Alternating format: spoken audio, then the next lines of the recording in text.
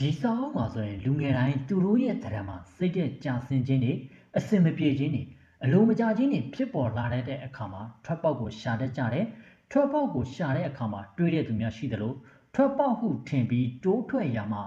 မှားယွင်းတဲ့ထွက်ပေါက်တွေမှားယွင်းသွားတဲ့သူတွေလည်းရှိကြောင်းကိုရေးသားထားတဲ့စာအုပ်။အဲဒီလိုထွက်ပေါက်ရှာရမှာ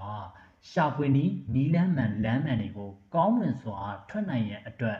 ထပ်ပေါက်မှန်ရှာဖွေနည်းများကိုဗဟုသုတတွေစောင်းရန်ရှောင်းရန်တွေနဲ့ချေမုံရေးသားထားတဲ့စာအုပ်တစ်ဖြစ်ပါတယ်။ဒီစာအုပ်မှာဆိုရင်အပိုင်း15ခန်းခွဲကလမ်းညွှန်ရေးသားထားတယ်။ဒါဆိုရင်ဒီစာအုပ်ကဘာစာအုပ်ဖြစ်မလဲ။ဒီစာအုပ်ကတော့စာရေးဆရာမောင်မင်းစိုးရေးသားထားတဲ့လူငယ်နဲ့ထွက်ပေါက်ဆိုတဲ့စာအုပ်ဖြစ်တယ်။တက်လူများဖြစ်ကြတဲ့လူငယ်တွေတခါတရံမှာခြေချော်ကြတဲ့ကြောင်း